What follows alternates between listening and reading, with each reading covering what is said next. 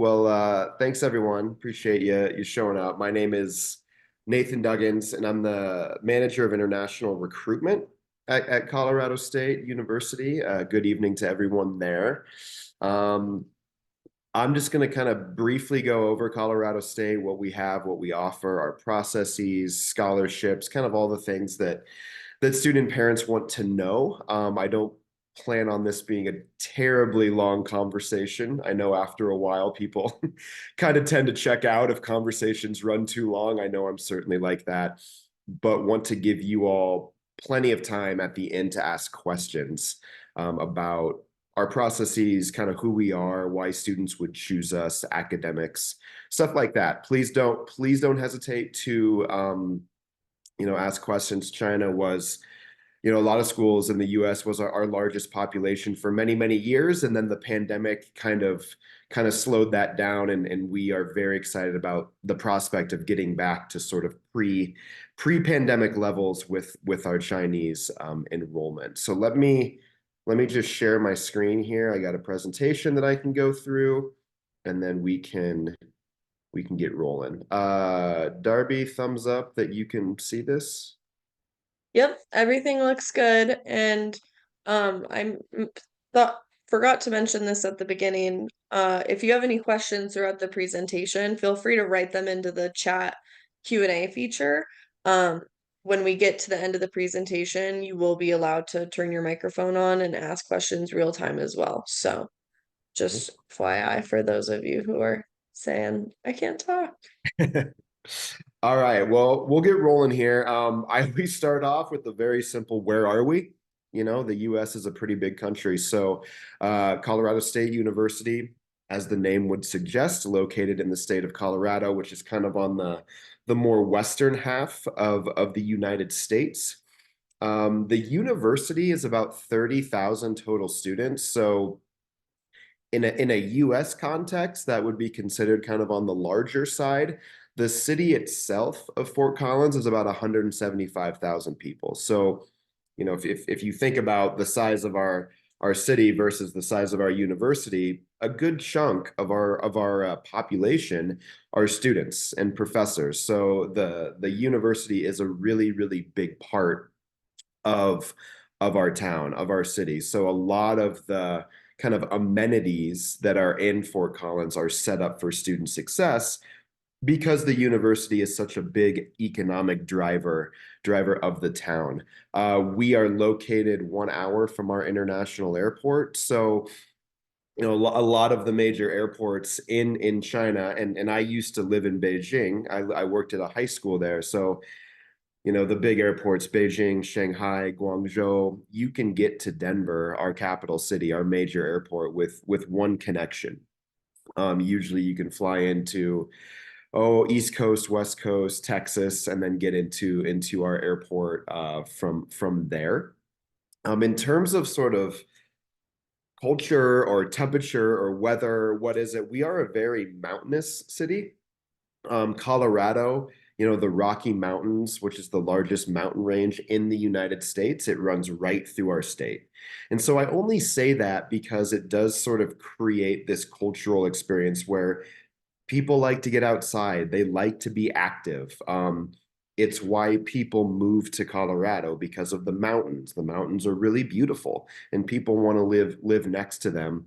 Our campus, you can see the mountains from our campus. You can get to them in, I don't know, 10 minutes, 15 minutes. They're really, really close. Weather-wise, because I get asked this a lot, it is a very sunny state. The sun shines a lot, but we do have, 4 seasons. We have fall, winter, spring, and summer. Yes, it does snow in the winter. I get that question quite a bit. I mean, not a lot. I'm not going to say that it snows a lot, but it does snow. Um, so that's something that I always kind of mention to students and parents. In terms of getting around, we're not really that big of a city. Students get to use our city bus system for free. We are incredibly bicycle friendly. A lot of students get around on bicycle. The campus itself, if you are living on campus and living or and going to going to class on campus, you can walk. The campus is very, very walkable. It's not like the campus is spread out over multiple, multiple parts of town. It's not. So most of our international students and a lot of our domestic students, they don't have a car on campus, and that's okay. It's very, very easy to get around campus and very, very easy to get around the city without a campus because of public transportation, or they do it via bicycle. So just a little bit more. I know there's a lot on this page, but like I mentioned, we have 30,000 total students on our campus. That's a lot of students, and so we have a lot of different services for them. So all of our first time students or freshman students have to live on our campus for their first year. So we have 15 different residence halls that you get to choose from. We have residence halls kind of all over campus. I get asked a lot, is one better than the other? I mean, most of our residence halls have been remodeled in the last 5 years. We have two of our oldest residence halls are getting remodeled this year. So a lot of them have been updated, or that they've all been updated. But we have 15 on our campus. We are a Division I athletic school. I only mention that because students sometimes ask me a lot about that. You can go to all of these events for free, athletic events for free as a student. Um, you know, in terms of academics, I mean, we have a lot. We have over 250 majors and minors and concentrations, and we can talk more about that later if you want. But I think it'd almost be easier to talk about what we don't have academically versus what we do have. Some of the major areas that I get asked a lot that we don't have are kind of marine studies. We are a landlocked state. We are not near an ocean, and so we don't have a lot of marine or aquatic studies, but pretty much everything else, we offer, from your liberal arts to your engineering, business, agriculture. We have a lot of different academics that students can study, and you're allowed to study multiple things, here in the States, and we can talk more about that later if you want. In terms of clubs, and this is something that I always talk to students about, we have over 500 different clubs, right? So if you want to be involved off campus, or I'm sorry, involved outside of the classroom, which I think is important for all students, but I think it's maybe a little extra important for international students, because if we're being honest, I mean, you're coming a lot longer way than the student who's coming from Texas or California or New York, coming all the way from China. That's a big commitment. And so, a way to feel connected and get involved and kind of immersing yourself in the college community is by joining a club. And when you have over 500 options, I'm assuming there's going to be at least one that you can find an interest in. Um, and then finally on this page, one thing I always point out is kind of near the bottom center of this screen is Colorado State's research funding. So Colorado State, I mean, it is up there in the US in terms of the amount of research dollars that it receives from different government organizations or private organizations. And I only mention that because, you know, typically in the United States, how it works is you kind of go to a university, and then you hear about research, but you don't get to do research until you're either at a master's level or a PhD level. Well, at CSU, Colorado State, we have so much research funding that you're able to start doing that at an undergraduate level, which is a pretty big deal, and it's pretty rare. And we have the labs, we have the professors, we have the facilities that allow you to do that. And so I know that that's something that might seem very abstract and not important right now, but you just got to trust me when I say that we have so much funding for you to be able to do research at the undergraduate freshman level that that's kind of a rarity at universities of our size across the United States. And so what are some of our more popular majors? Like I said, we have around 250 different areas of study. So this is obviously just scratching the surface. But for our international students that came in last August for our fall 2023 intake, these were the most popular majors. This could change a little bit as we kind of move towards fall 2024, but typically these are pretty common for us. So you can read biomedical science, business, computer science, economics, engineering, and exploratory studies. Engineering, specifically mechanical engineering, is really popular for us, but we have mechanical, electrical, computer, biomedical. We have aeronautical. So we have a lot of different types of engineering. And then one thing I wanted to touch on was exploratory studies, which is kind of I can't remember if they do this at Chinese universities, but it's pretty common in the US for students to come in and not know what they want to study. Or what they do is they start in a particular major, let's say business, and they take a few classes and they say, "Hey, I don't like this. I don't want to study business. I thought I was going to like it, but now I don't." And you can switch and you can go into this area called exploratory studies, and every university in the US is going to offer this. And it's where you can start taking classes in different areas that you might be interested in. And then from there, decide which major you want to choose. Because in at US universities, you don't have to declare a major until I want to say it's like a year and a half or 2 years into your studies. And so that's something that I know a lot of the world is not like that. And international students, they get very nervous because they come in and they think, well, I don't know what I want to study. Or I thought I wanted to be a computer science major. And then I took computer science courses and now I don't like it. And that's okay. Like I'm here to tell you that that's okay. You can do that. You can switch. If you wanted to, you can study multiple things at once as well. If you want to study, computer science and business, you can do that. Okay, so I don't want you to think that you're limited to one thing, or if you can't switch if you don't like your current major. And I always point that out because a lot of the world is you come in, you study one thing, you can't change it, and that's just what you study. And that's, I'm not criticizing that system. It's just not it's not what our system is.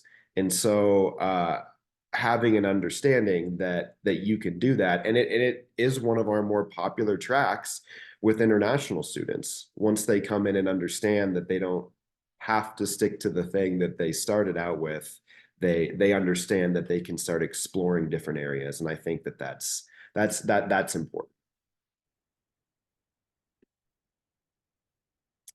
So just talking about kind of where our international students are coming from. So we have over 100 countries represented on our campus, so we are pretty diverse internationally. But these are the top five enrolled students for fall 2023. Again, this could change for fall 2024. Um, but you have Saudi Arabia, Kuwait, India, Vietnam, and Uzbekistan. Um, like I said, pre-pandemic, China was one of our top countries, and we're very excited about getting physically traveling back to China and enrolling more Chinese students. We certainly have a long history of enrolling a good amount of Chinese students.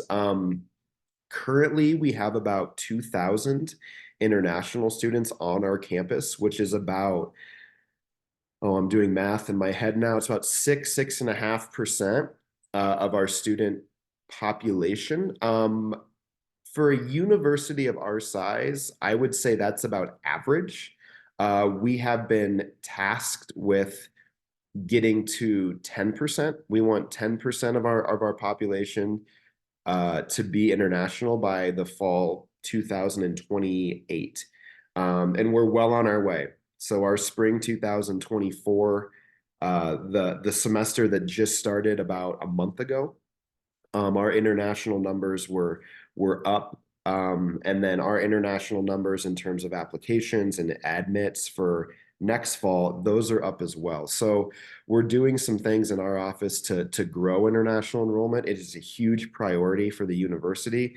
Our president is she was just in Taiwan, and then she went to Thailand, and she's in India right now. So she's, she's not just saying I want more. She's physically going out there and traveling across the world to get more international students. It's a very big priority for our campus, and so I see our numbers growing in the future. All right, so we're talking a little bit about the application.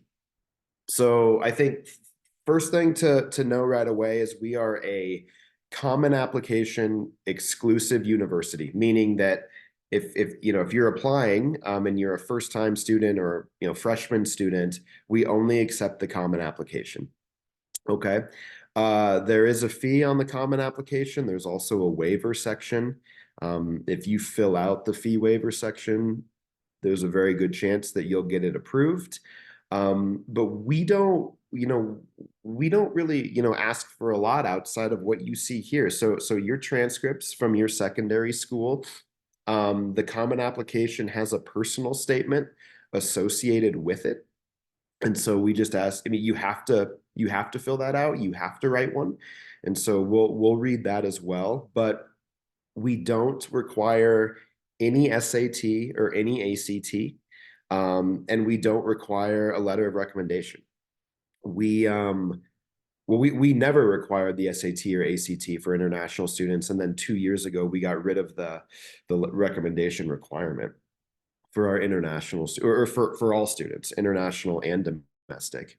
And so really, we need kind of three things. We need your secondary school transcripts, that personal statement, and then if you have proof of English proficiency, so either a TOEFL, an IELTS, or a Duolingo, we accept those three types of English proficiency. But we also have an English language program. So, a lot of students will say, "Hey, I don't have an English score." I'm like, that's okay. You don't have to submit one if your plan is to go through our English language program. If you don't want to do that because English language program it is extra time, it is extra money.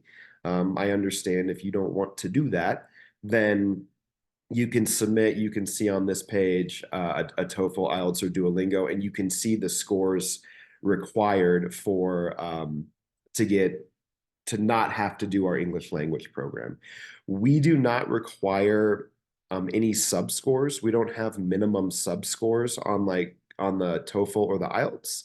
We just look at the overall score, and that's all that we look at. And then you can see, I'll talk more about this, kind of our GPA, our grade point average range. Obviously, that's on the US scale of 4. So I know the Chinese scale, when I look at it, oftentimes it's out of 100. Some of are going to like US curriculum schools where it is out of 4. Some of you might be going to IB schools, but you don't have to worry about that. We do all the grade conversions for you. So you don't have to wonder like, what is my grade point average on the US scale? Don't worry about that. That is our job to figure that out. And then if you look in the bottom right, you can see immigration documents that we need. We don't need these. We don't in order to review you for admissions, because we are what's called a need blind school, which means we don't factor in finances into our admissions processes. But eventually, and this is going to be for every school in the United States, we are going to need immigration information, usually your passport, and then financial documents proving that you can fund 1 year at the university.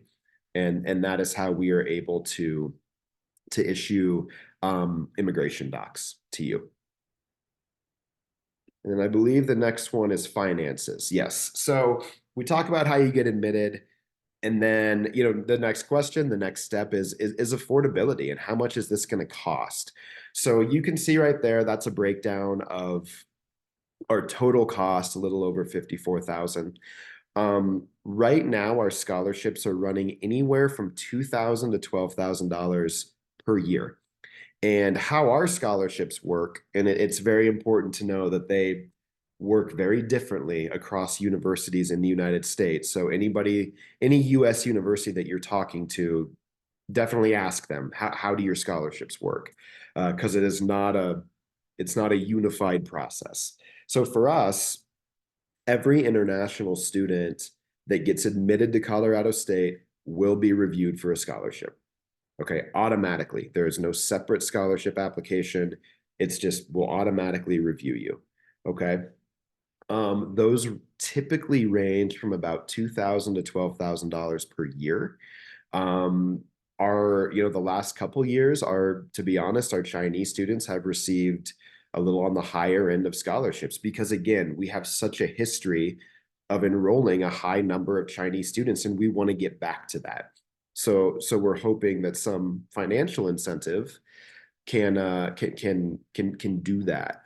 We also have a handful of scholarships. They're called impact scholarships, where we can go up to $15,000 per year. $15,000 per year is about a 50%, a half tuition scholarship. And you will receive emails and communication about those. So I think like the one important takeaway here is there's no separate scholarship application process for us. Okay, if you get admitted, you will automatically be reviewed for scholarships. Nothing else that you have to do. And if you have questions about this at the end, I'm happy to talk about it. We'll skip that page and go on to kind of the end. This is, I believe I got one more slide after this, but just talking about, outcomes. Like what are you going to get from CSU education? So if you look in the top left here, you can see for our international graduates, I think the data starts since 2021. You can see average starting salaries from students who graduated with masters or PhDs, or students that graduated with their bachelor's degree. You can see, probably not surprisingly, that graduate students have a higher starting salary. They go to school longer, so they tend to get more money when they graduate. But the overall average for our undergraduate international students was about a little over $54,500. And then some of our more popular programs down in the bottom left, business, engineering, computer science, you can see the average starting salaries for our undergraduates coming out of those programs.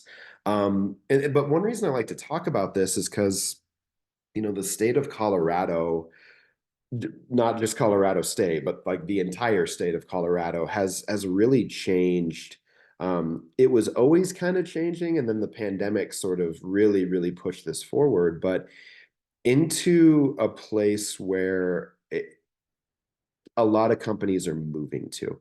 And I think, this is happening for a couple of reasons. One, it's very expensive for people to live on the coast, right? I mean, I'm not criticizing the East or the West Coast. It's just very simply very expensive to live there. So, companies and when during the pandemic, when people could work remotely and move wherever they wanted to, a lot of them moved to Colorado because it's very beautiful here and it's a lot more affordable. And a lot of companies did that as well. So Amazon, Google, Meta, IBM, Tesla, HP. I mean, I've mentioned like 5 of the hundreds of companies that have moved here, which is great for you as students because internships, OPT opportunities, CPT opportunities, jobs after college, if you're looking to stay here, there's a lot of companies that have moved here, And if you think about it, there's only two really big universities in the state of Colorado, and we're one of them. And the other one is the University of Colorado. So when these companies are looking to hire, they're really coming to two universities to hire their applicant pool. So you can see, in the top right, 85% of our graduates, they had their plans figured out within 6 months of graduation, whether that's a job, whether that's going on to graduate school. So I mean, it's nice to sit here and talk about this is what you can do at Colorado State, but I think it's also nice to understand like what am I going to do after Colorado State? What are my options? And if you want to get out of Colorado, we can help you do that. But there's a ton of really good job opportunities in the state of Colorado, which is exciting as well. And I think with that, that's my last slide. So yeah, if you have any questions, that barcode on the left, it's a good way to get in touch with our office. If you're on Instagram and care about that, you can follow us on Instagram on the right side there. So with that, I'm going to stop sharing, and I think we're opening it up for Q&A.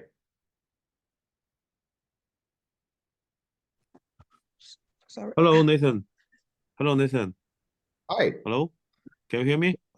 I can. Yeah. Yeah. So there's a big fame from China. Some students come to Colorado State.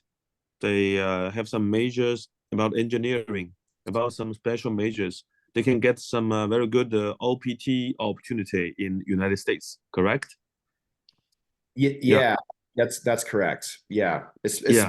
especially with engineering. Yeah, because we have some students show interested about chemistry or physics.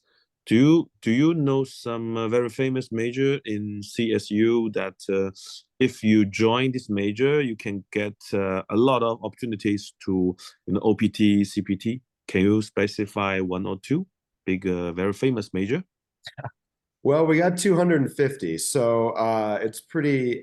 I mean, if you're talking OPT specifically, I mean, Mm-hmm. it, I'm going to say, engineering, computer science, Mm-hmm. just because those are, right now, most of the companies that, I shouldn't say most, but a lot of the companies are willing to kind of fund OPT opportunities in those areas because right now that's a really high demand area or areas. It's not, but I don't want students to hear that and think, well, if I study, like you mentioned, physics and chemistry, that I can't get OPT. That's not Mm-hmm. that's not true. But I mean, the most popular OPT majors, I mean, right now, Mm-hmm. and I'm assuming at most universities, it's probably going to be engineering uh, and or computer science. Computer science. Okay, good. So, because we have a lot of news from United States that ChatGPT and Gemini is very hot in the whole US. So, Yeah, what do you think if there's something about AI in CSU yeah, no, no. Well, major? we do. So we have an artificial intelligence. It's a concentration within the computer science major. Mm-hmm. Mm-hmm. So, Mm-hmm. so if student and that has, I mean, we have seen our applications grow for that uh huge in the past 2 years, 2.5 years. So Mm-hmm. if a student wants to study AI in the US or in Colorado State, they certainly can. It's within our computer science program. Mm-hmm. Okay. So for some big, very famous company you have listed on the page, you just present. I Yeah. mean, are those famous company will have some recruitment meeting on campus Yeah. yearly? Yeah, yeah. So actually, they do it twice a year. So there's a couple options.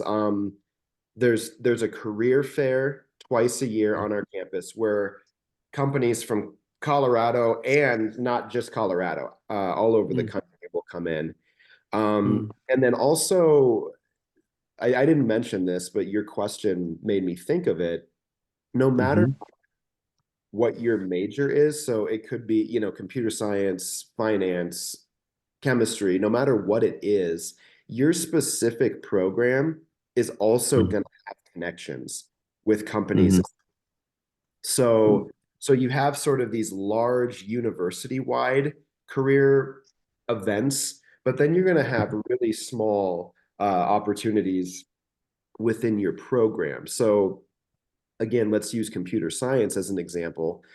Our mhm, computer science program absolutely has internship and job connections for their mm, graduates. mm, mm. Okay, good. Thank you. So, another question will be because every school in United States should have their own name card. Let's say, if you call the Canadian Melon, you will say, okay, computer science. If you call maybe Michigan Annaberg, they will say, okay, business school is very famous. So if they mention CSU, what will be the name card of CSU? I mean, no. It's a good question. I mean, so I always answer that. I mean, if you talk to like, let's say other professors Mm-hmm, across the mm-hmm, country, and they're like, what is CSU known for? And honestly, what are we? I'm not going to say the best at because there's a lot of universities doing good work in this area, but it's mm-hmm. like water resources. Um, Water resource. in the West, in Colorado to a degree, but in like once you start getting west of us, water is a west of us, like in the United States. Water is a problem. There's not Mm, enough of it. And so like how do we deal with that from a social, from an economical, from an engineering perspective, um, to handle that? mm, And so, I mean, that is, I would say, very objectively the answer. Um, mhm, Most international students don't want to study in that area, and mm, so it's not something that when I talk to international groups, I bring up a ton because I know that that's not something that just historically they seem to want to study. So, um, mm, they kind of go back to the engineering, the business, the computer science majors. Um, mhm, we used to work with um, a lot of universities in China to study agriculture. So mm, mm. Colorado Yes. State, yeah, we started off as an agriculture university. Mm, So those mm, were mm. really strong for us as well. Okay. So if my understanding is right, it should be the top major or very famous major could be agriculture. Could be. Yeah, yeah, I think that would be fair to say. Okay, okay. Thank you, thank you. Because we want to have any impression about some university. Sure, no, Yeah, no, I understand. I yeah, appreciate the question. yeah. Thank you, thank you, thank you. So all the students, if you have some questions, just ask because I think Nathan know everything about Yeah, CSU. I know Yeah, some things. Know some things. Yeah, if you have, please let me know questions. yeah. Okay. Mm. 啊，咱们的同学们有什么问题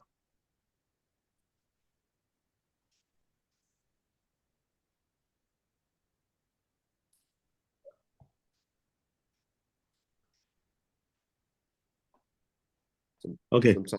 Let, let me raise another question. So if a student find a job on campus, so what price will be the minimum incoming for per hour?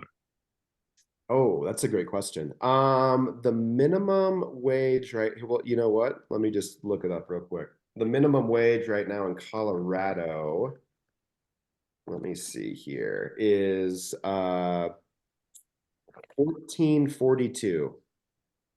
So 14. fourteen dollars Okay. 42 cents. So that's a great question because it's different in every single state, Mm. right? Um, Yeah, yeah, yeah. Mm. so that's It's that's in, mm. Mm. sorry, go It's ahead. increased already, I think. It's increased a lot It has versus it has increased a lot. yeah, yeah. It's Colorado, and this is where I live, and Darby lives here as well. We've we've gotten so many people that have moved here in the last 5 years, right? Because I mean, obviously I'm biased. I live here, but I mean, it really is a really beautiful state, and it's really very appealing because it's cheap. But as you know, more and more people move here, that obviously drives the price up quite a bit. But yeah, that's grown by like maybe $3 in the past 2 3 years, which is quite a bit. Yes, yes. Thank you. Because I know that after pandemic, everything is increasing. The Yes. price incoming, Yeah, everything coming. you Yeah. are exactly right. Okay. Because we also our students also in Utah State, in Oregon State, in Yeah. Washington State, they always told me that the price of local things and the tuitions are not cheap at all because everything increased. Yeah. Yeah, it is. And it's, you know, I mean, like I said, I used to live in China, so I kind of know. I remember the price of local, just kind of everyday things, right? And Hmm. they certainly have gone up here, even for us. I mean, even for a U.S. citizen living here, things have gotten a little bit more expensive. Yes, yes. Thank you. Because for life, for cost control is all the thing that international students need to know. Yeah, yeah. Yeah. No, you're exactly right. I think, one thing, if I can, give a little thought on that. So you mentioned like Oregon State, Utah State. If you think of Colorado State, these are all cities where the university is like the Mhm. main focal point, right? It Mm, is, they mm, kind of run the town. And I mm, only say that because it's not, I mean, I understand it's going to be more expensive, but it's not going to be as expensive as, say, as going to school. Like, I'm going to pick on a like Los Angeles or New York or Boston mm, or Seattle. Um, mhm. because those are bigger cities that can exist without their universities, right? Yes, you're Versus right. Colorado State, here in Fort Collins, yeah, prices have gone up, but we still understand that the main, like, a lot of the population are students, and Mm, students mainly, I was the same way. They don't have any money, right? And so they have to make things a mm. little more affordable, Yeah. um, or else like the students just simply can't afford to live here. So yeah, prices have gone up for sure, but I think it's important to understand that, in places like us and Oregon State, for example, they do tend to be a little bit cheaper than other places. Okay. I think so. So another question jumped into my mind. So is there any possibility for international student to have financial aid from CSU? It's a great question. Yeah, so I mean, not in the sense that I think that you're talking about. And here's what I mean by that. So, if you have a, excuse me, if you have a US student, right? Mm-hmm. They can Mm-hmm. get, let's say they're offered a scholarship, and then they can apply for financial aid through the federal government. Uh, Yes. Yes. so international students at public universities cannot do that. Uh, they Oh. they cannot get federal financial aid. Now, where it where it gets kind of confusing is you'll have some of these, usually they're private universities, or Mm-hmm. or like big public universities. Michigan Ann Arbor is a really good example. Um, Mm-hmm. where they'll offer what they'll call financial aid. And it is, but really what it is it's their own money that they're Mm-hmm. they're giving to students. Um, Okay. so it's Mm-hmm. not federal financial aid, um, but for us, to answer your question, the biggest form of financial, or really the only form of financial assistance that we offer, is in the form of scholarships. Okay. Okay. Thank you. Thank you. I totally understand because I just want to make sure that any policy has been changed since the pandemic. Yeah. No, I mean a lot of policies have changed, but around financial aid, they've remained pretty consistent. Okay. Thank you for your explanation. Very professional. Yeah. Yeah, So yeah, students, please raise question to Nathan. I think I got a lot of knowledge. yeah, yeah. Yeah, Good questions. indeed, indeed, yeah, indeed. Excuse me, Professor. Hello. Yeah, Hello. I'm Yifei Ling. I want to ask a simple question about. I've searched your university on the usnews.com, and there's a statistics that show that the 4-year graduation rate is 48%. So I was wondering, does it mean that the popular majors in the university is like difficult to graduate like that? yeah. Okay. No, that's a really good question. So for those that maybe didn't hear, she was asking about our 4-year graduation rates were 48%, I think is what you said. So let's say half of the students graduate in 4 years. 就是一半不到学生4年。sorry, I didn't You're fine. mute myself. So that means a couple things. One is a lot of our students double major. That means that they're graduating with two majors, right? And when you do that, that takes a little bit longer. Or they graduate with a major and then a minor. So a minor, I think an easy way to explain a minor is it's half the academic work of a major. I think that's a reasonable way to do it. So the 4-year graduation rates, yeah, you might see 50% and be like, that's really low. But if you look at, and I don't know if they had this, if you look at like our 4.5-year graduation rates, that jumps up to like 80%. So meaning that sometimes students will take an extra semester to get a minor or to get a second major. You absolutely don't have to do that. If you're coming in, and you know what you want to study, or even if you change your major within the first year to year and a half, it's still pretty easy to graduate in 4 years. You will also be given an academic advisor that is going to walk you through your entire academic plan. And you can meet with them every single semester to make sure that you're still on track. So when you read that statistic and say that 50% are doing it in 4 years, typically that's because they're doing more than one major. Which if you want to do, that's great. We're not going to stop you, but you don't have to do that if you don't want to. Okay, thank you so much.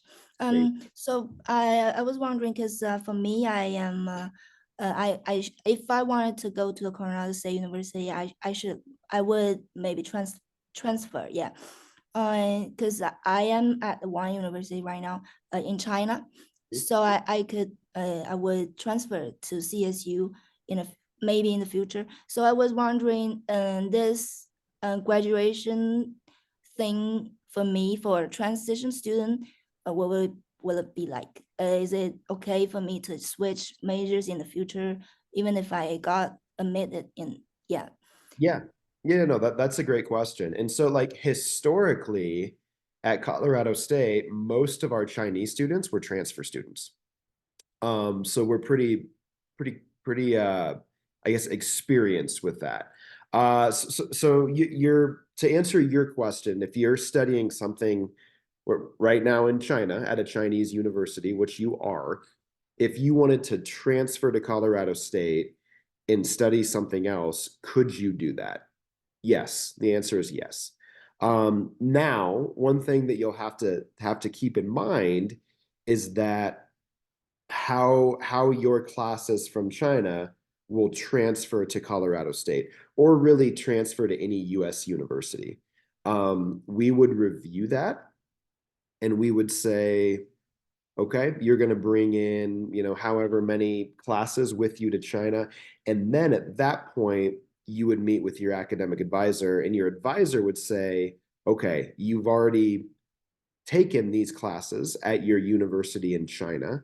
You want to go get a major in whatever you want to study. Now let's make sure that you're on the right path class-wise to finish your degree in the shortest amount of time possible. So that's kind of how that would work. It's a very brief summary, but I guess yes is the simple answer to your question of could you transfer and study something different? You could. Okay, thank you. Thank you a lot. You're welcome. Okay, understood. Okay. If parents have some question, can also raise. We can translate for you. Yeah. So let me say, for Colorado State students, so after their graduation of undergraduate program, so how many percentage you think, Nathan, they really wants to find a job, but not to study in master degree? Yeah, that's a great question. Most of our so the undergraduate, I'm guessing here. Okay, so don't hold me to this. I would say somewhere between 40 and 50%. Because I'd say half of our international graduates they want to go home. They Mm. don't they don't have any plans to stay here. They came here, they got their degree, they're gonna go. Yeah, Um, yeah, yeah, yeah. right. So, but I bet maybe half of our undergraduates probably stick around and find a job or want to find a job. Mm, I, Huh. the challenge is not being able to find somebody that wants to hire you. The challenge is finding somebody who wants to sponsor your work visa. Um, Yes. which is right. That's a huge challenge. And so I think one of the one of the reasons I brought up the companies that are now moving to Colorado and hiring our graduates is those are big time companies, right? Like Fortune 200, Mm, Fortune 100 companies. And so they mm, have mm, the willingness, but more importantly, the money to be able to fund these work visas. And so I think increasingly it's become a lot easier, more easy for international undergraduates to get mhm, work, mhm, be, because of the companies that have moved to Colorado. Um, and I think it's also important, obviously we want to keep our students in the state, but understand that not everybody wants to stay in Colorado. We mhm, have connections with companies all over the country as mm, well. Then we have specific people in our career center. So our career center is the office that helps you find jobs after you graduate that work just with our international students. Because it is a different process for them, right? mm, Domestic students don't have to go and get a work visa. International students do, and that's a mm, different process. And so we have support in our career center um, that helps you work through the jobs that you should actually be looking at because those companies have indicated that they will support your work visa should you apply and be accepted for the position.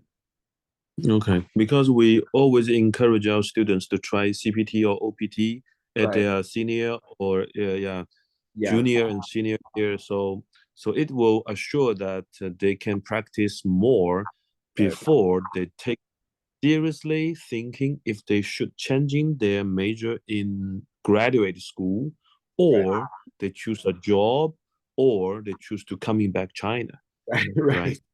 Yeah. Yeah. There's a lot of different options for sure. And our immigration team will email all of our international students about a year before they Mm, intend to graduate, um, mhm, and ask them, hey, are you thinking about OPT? Are you thinking about CPT? Because mm, that process does take quite a bit of time. And yeah. so we have built-in processes for that to communicate with the students and say, listen, if you're thinking about this, we need to start right now. Yes. Because if you start that, I don't know, a month, 2 months before you graduate, it's already too late, right? You're about 8 months behind. Yes, yes. Too late. It's too late. Yeah. Too Too late. late. Yeah. So we make sure to communicate with you a, a long time before you graduate, about a year, sometimes longer. It's so good because I think this is essential for most of the international students because they are not local. They Right. cannot know the regulation and law so in detail. Yeah. Sorry, I asked so many questions. Let me Oh, no, ask my students if they very have any questions to raise. Yeah. OK，同学们大家可以问自己感兴趣的问题啊。我觉得Nathan 还是比较耐心和专业的。OK，大家可以问啊，挺好的。Well, excuse me, I have a small question and I apologize for not saying it just now. Yeah, we all know that during the first 2 years of university, students are allowed to choose their majors freely.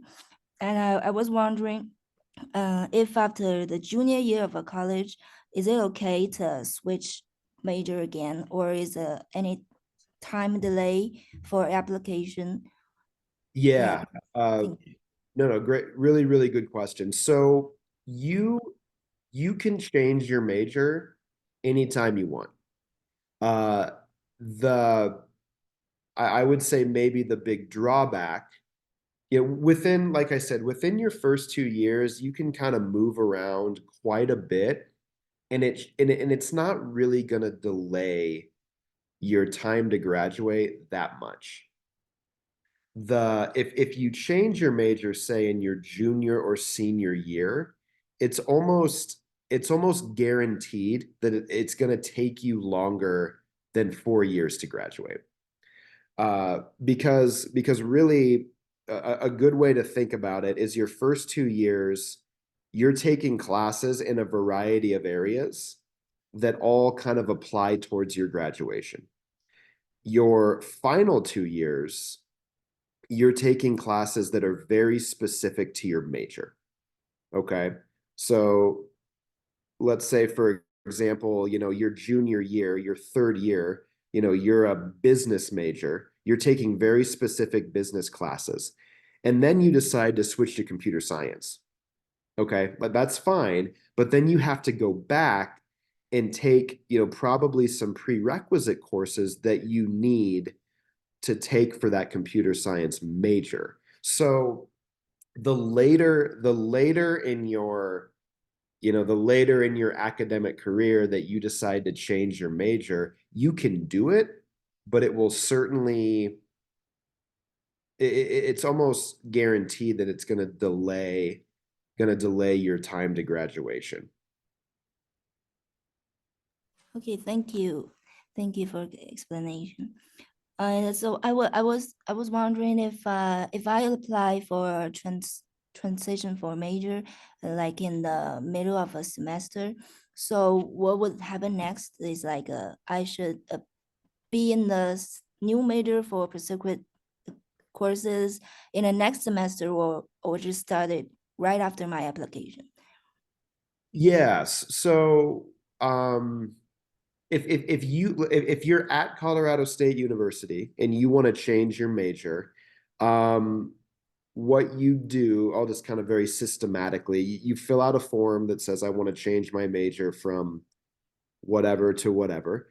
And then what you would do is you would meet with an academic advisor in your new major, whatever you want your major to then be.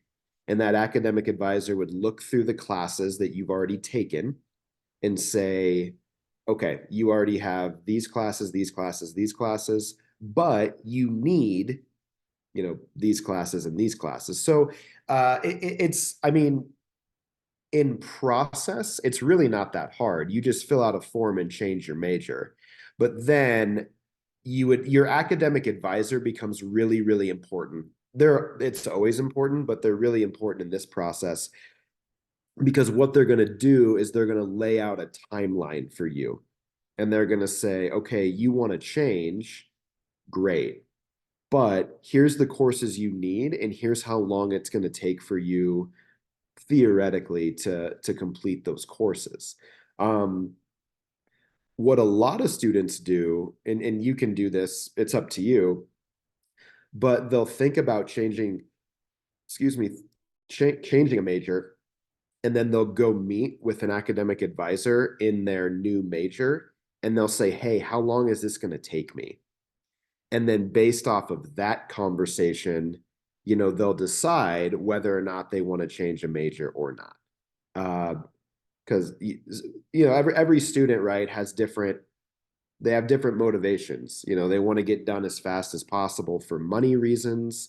So whatever you want to do, you can do. I'm just trying to kind of give you different options that you would have if you wanted to change your major. But you would certainly meet with your new academic advisor, and they would walk through sort of your path to getting your new major. Okay. Thank you. Understood. Yeah. Thanks a lot. It's a good question. Anybody else?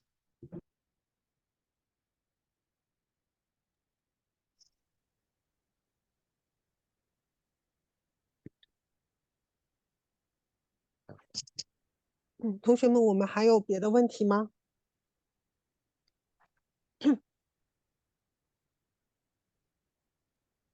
大家再看一看，如果没有问题的话，我们 Nathan 老师可能就应该会结束啊。看一看也没关系啊。如果说结束之后，如果明天有什么想法，也可以问我啊。那我看还有什么问题吗？OK，Vivian, Nathan, I think all of our students are very clear with your presentation. I think they raised all the question, or I raised the question for them already. Yeah. Yeah. Understood. Yeah. Yeah. Well, So I appreciate it. Thank you for the questions. And I haven't been back to China since I moved. I left in September of 2018. So I very much look forward to returning back to China. I miss it. welcome to Shanghai. Yeah. That's right. That's right. Thank you. Yeah. Okay, no problem. Okay, Thank so you. we stop here for today. No problem. Yeah. Yeah. Thank you. Okay. Thank you, David. Thanks, everyone. Yeah. Thank you. Thanks, Thank you. Nate. Bye Thank you, bye. Vivian. Bye bye. Bye bye. Bye.